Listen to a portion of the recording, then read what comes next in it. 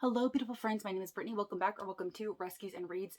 We're at somewhat of a different angle today because I'm sitting on the floor. The stool that I normally sit on was just like hurting my butt bones. So I decided to go ahead and sit on the floor. I hope it ends up turning out okay. But today we are going to be talking about authors that I would like to try in 2023. I have been on a mission for the past couple of years to really curate my TBR. And what I mean by that is I want to make sure that all of the books on my TBR, whether they're books that I own physically or whether they're just on my virtual to-read list on Goodreads, I want to make sure that those books accurately reflect my reading tastes and that I'm actively excited to read each and every one of these books. Now, I know that there is no way to guarantee that at some point in the future, if I don't read these books soon, that I'm not going to lose interest in them. That is always a possibility. But what I used to do when I was adding books to my TBR would be to just add books that even sounded remotely interesting, things that sounded like I might enjoy, and then they would just sit there on my TBR, and when I would go back every now and then and review the TBR, I would ask myself, okay, why was I interested in this story? Or I would just realize, was I ever really interested in this story? Or that I'm definitely not interested in that story now. And I was realizing that it was happening to a lot of the books. So over the past couple of years, I have definitely unhauled a large portion of my physical TBR collection. I've read a lot of it too, but I realized that a lot of the books on my physical TBR were not what I wanted to read. I was not excited about them. And over the past couple of years, I have really grown as a reader and I really determined what it is I like and do not like in books. And I have a now better understanding of who I am as a reader and what I do want to read. And I'm also a lot more conscious about what I add to my TBR, whether physically or virtually. All that to say, there have been a handful of authors that have come onto my radar over the past couple of years, but I've never actually picked up a book by these authors for one reason or another. And I want to go ahead and finally do that in 23 to determine whether or not these authors can just go, whether they need to continue taking up brain space or whether I can go ahead and remove them completely. And this is just another further effort that I can do to curate my TBR because some of these authors actually do have books on my TBR. Some of them are just authors I've been interested in general, but I've never actually really taken the step to add their books to my TBR. And I want to just go ahead and determine whether or not they are for me. So what I would really like to do is just quickly run through these authors, talk a little bit about why I want to give them a try, possibly talk about some of the books that I'm interested in, and make it a point to go ahead and read them in 2023. I also have a list of 23 books that I definitely want to be reading in 2023. Some of them will match up with these authors. That video will be going out at a later date, so stay tuned for that. But as always, if you have read any of the authors that I'm about to talk about, please comment down below and let me know what you think and feel and whether you feel like they are worth the shot or not.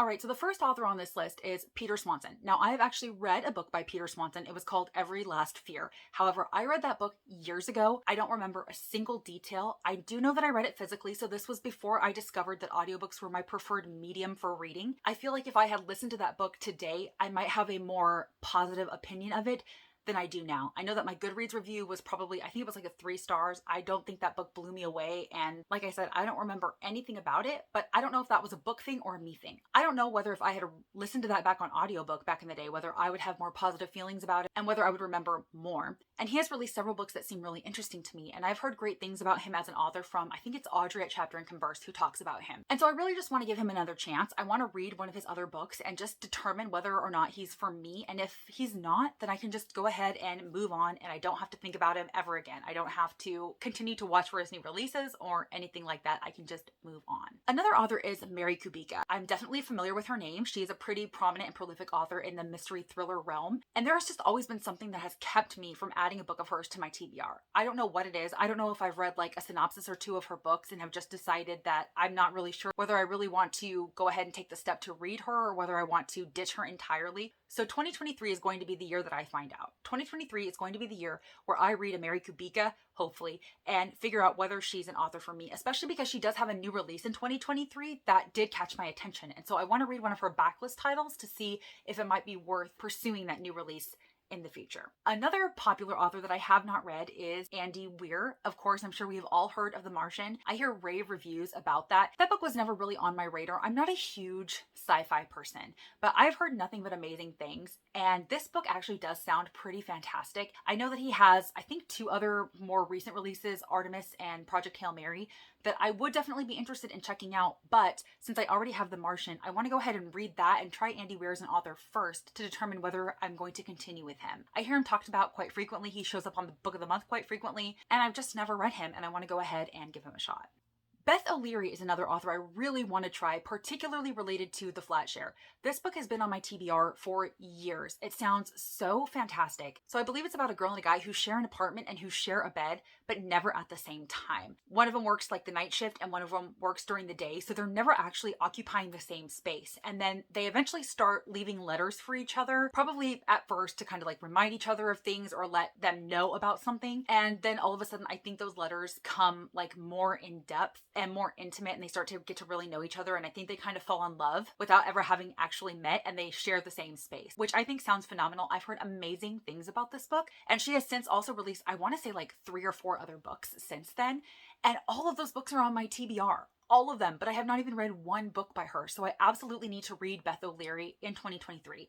It doesn't matter which one I read because I don't actually physically own any of them. So no matter which one I read, I definitely want to give Beth O'Leary a shot because she has definitely been on my radar for quite a while. A fairly new addition to this list is John Marrs. I really don't know anything about John Marrs as an author. I don't even really know much about the books that he writes, but I have heard such amazing things from him over time, and his books just keep popping up. There is a book, I think it's called The One, that really had me intrigued. I think it's set in the future or might be a little sci-fi because it deals with the fact that one swab, you get your DNA, and then you are able to be perfectly matched with the perfect person for you. And this just sounds so fascinating. And so that caused me to read some of the synopses for some of his other books. And I was just like, these plots are all intriguing. And again, he's another one that has a new release. I don't know whether it just came out this year or whether it's coming out next year. But that one intrigued me as well. And I was like, well, I can't read a new release by this author if I've never even tried to attempt to read his backlist. I have a really weird quirk when it comes to adding a new author to my radar. I'm a completionist. And so by nature, if I'm adding a new author to my radar, I want to also read their entire backlist, which is kind of nonsense if you think about it, because their backlist is not indicative of who they are as an author today. Like, they could have grown so much as an author, and if I were to start at their first book, maybe I wouldn't like them, but if I read their newer stuff, maybe I would. So it makes absolutely no sense that I really have my eye on the backlist of these authors when possibly their newer stuff is what I would be most interested in. But I do know that I want to be able to at least read a couple of their backlist books and enjoy them before moving on as an author. I feel like it's only fair to them to do so. So I definitely want to read a backlist book by John Marrs, possibly The One, before I go ahead and move on to his newer releases. Another author that has been on my radar for quite a while is Emma Scott. She was brought to my attention by Chelsea from Chelsea Palmer, who has read and enjoyed this author before.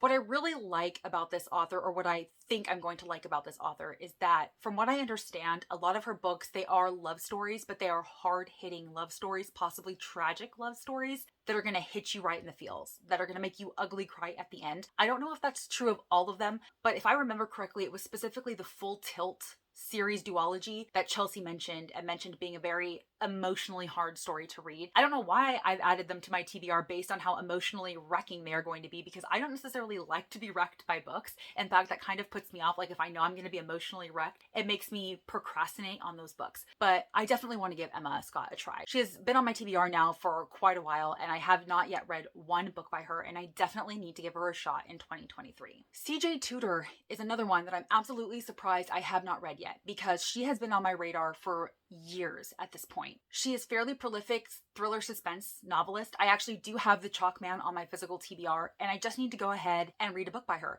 because she continues to put out novels. I have all of her novels on my virtual TBR, but again, this is another situation where I think that I'm gonna like her, but I actually haven't read anything by her, and that needs to go ahead and change.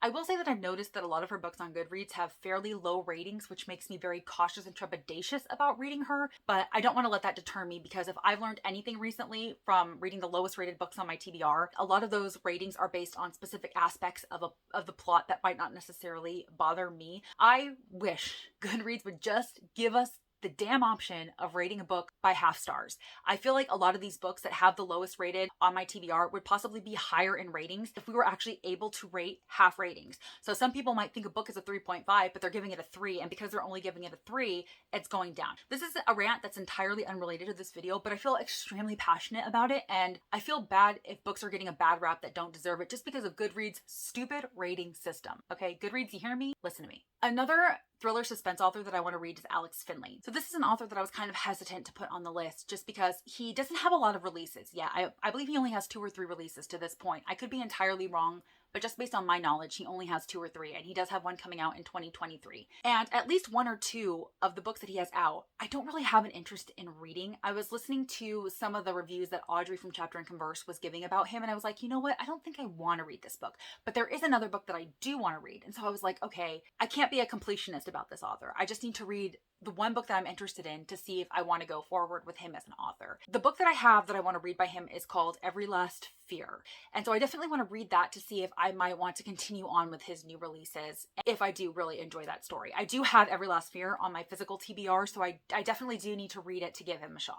Another author that I have on my radar that I don't really hear talked about all that often is Colleen Oakley. I hear her name occasionally, but she's not really widely known or read, I feel like, in the online bookish community, or at least in the people that I follow. But the synopses of her books sound fantastic and different from anything that I've ever read. And after hearing Sarah from Sarah's Nightstand talk about You Were There Too, that really pushed me to add her to my TBR. And I now have that book physically on my TBR, and I have the rest of her books added to my virtual TBR to check out in the future, because like I said, her plots just sound so interesting and so different. They're never really the same. And so I'm really interested to learning about that. So my understanding of You Were There Too is it follows a woman who finds herself dreaming about this guy that she's never met. She doesn't even know that if this is a real guy, but she finds herself dreaming of him. But she's with somebody, she's got a career, she's got a happy life, and then all of a sudden they move and she runs into this guy that she's been dreaming about, and that guy has been dreaming about her too. And so it's about them trying to figure out what is happening. Are they connected? If they're not, why are they dreaming about each other?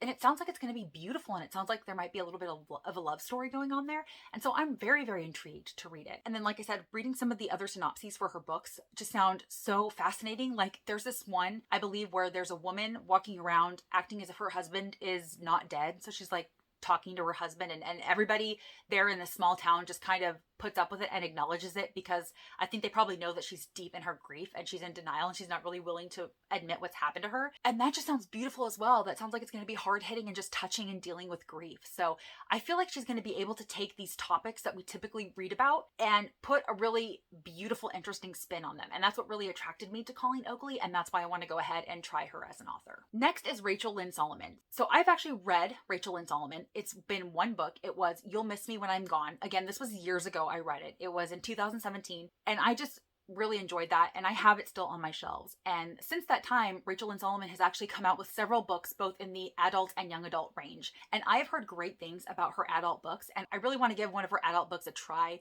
in 2023 to see if I do like her and want to continue with an author based on the fact that I did enjoy her YA. If so, I would be happy to continue with her. So that's why she's on this list as well, because I want to give one of her adult books a try. Next, I have Lisa Wingate. She is actually an historical fiction author that I hear a lot of great things about, especially her book Before We Were Yours. And it's that book that kind of put her on my radar.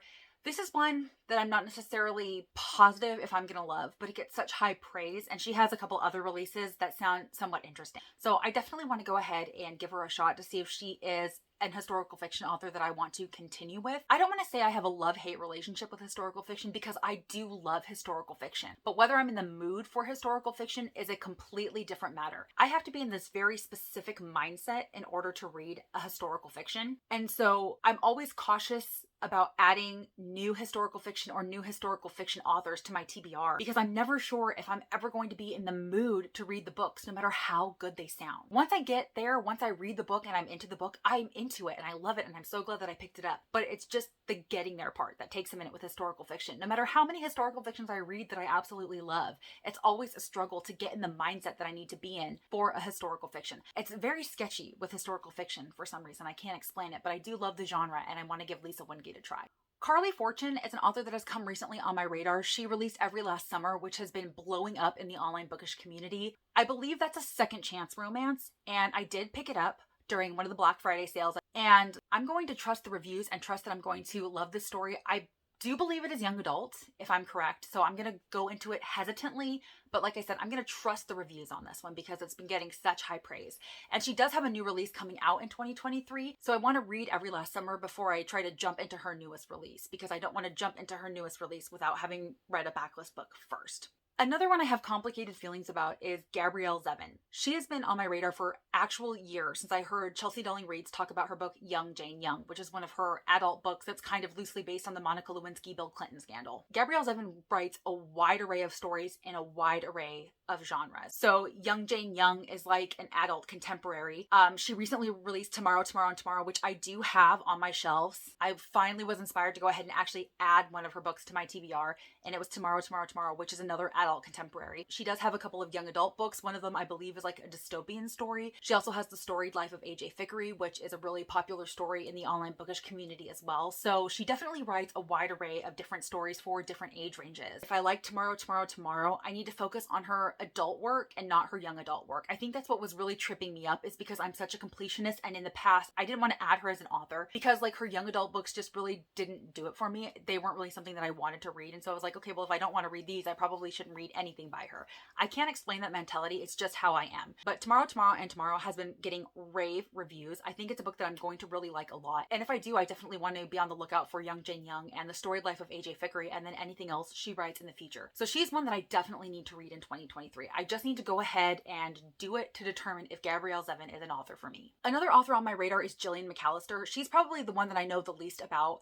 She came on my radar because one of her books is a Reese's Book Club pick. I have it on my TBR and I'm very interested. I honestly don't know if she's a debut author or not. I don't know if she has any backlist titles to speak of, but I'm really interested in the one that she has recently released, the one that is the Reese's Book Club pick. And so I want to go ahead and read that pretty quickly so I can determine if she is an author for me. I don't want her just sitting there like some of these other authors for years before I make that determination. Another one that I recently added to my TBR is Abbey Jimenez. So she wasn't on my radar before. I believe she primarily writes these adult rom-coms type stories, and that was never really something that interested me. But then I heard Sarah from Sarah's Nightstand, and I think Krista from Books and Jams, and maybe even Audrey from Chapter and Converse talk about Part of Your World and just gush about it and how amazing it was and how much they loved the male protagonist. And so I was like, okay, you know what? I'm gonna go ahead and pick it up. So I picked it up on Book Outlet as part of their Black Friday deals, and I want to give her a shot because she actually does have several other backlist contemporaries, and she again is an author that is coming out with a new release next year. And so I want to go ahead and read one of her stories, especially one that is so positively rated, to see if she is for me, to see if I would like to continue with her as an author. And then the very last author that I want to go ahead and give a try is Julia Whelan. So Julia Whelan is probably a name that is known to you.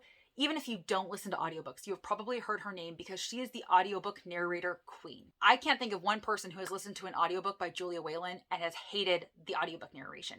In fact, I think if you don't typically listen to audiobooks and you maybe want to give one a try to find a book that you are interested in that is narrated by Julia Whelan. She narrates a lot of Kristen Hanna. She narrates a lot of Taylor Jenkins Reid. She narrates Emily Henry. She narrates so many famous popular authors. And I feel like you could easily find a book that you are interested in reading that is narrated by her and give her a shot because she's just fantastic. She does such a great job. And she has actually written 2 books. She has written My Oxford Year and then Thank You for Listening. Thank You for Listening is her newest release, and it is actually based on an actor turned voice actor and kind of like a love story that exists in that story. And I just want to know how she is as an author. I know how she is as an audiobook narrator, but I don't know how she is as an author, and I definitely want to give her a shot. I want to give her the courtesy of reading one of her books. And she actually narrates her book. At least she narrates Thank You for Listening. So I kind of want to hear her narrating her own book. I think that would be very, very interesting. So I want to give Julia Whelan the courtesy of reading one of her books because I am such a fan of her voice narration. And I want to see how that talent for acting, for voice acting, for reading and bringing those characters to life translates to her own work. All right, everybody, that is it. Those are all the authors that I have on my radar to try in 2023. What authors are on your radar to read in 2023? I would love to know. And as always, if you like this video or if you just like me, please be sure to give it a big thumbs up and subscribe if you haven't already, because I would sure love to see you in my next video. Bye, guys. It's cold outside, but the fire keeps us warm. We can spend the night underneath the mistletoe, and I've gotten you a present that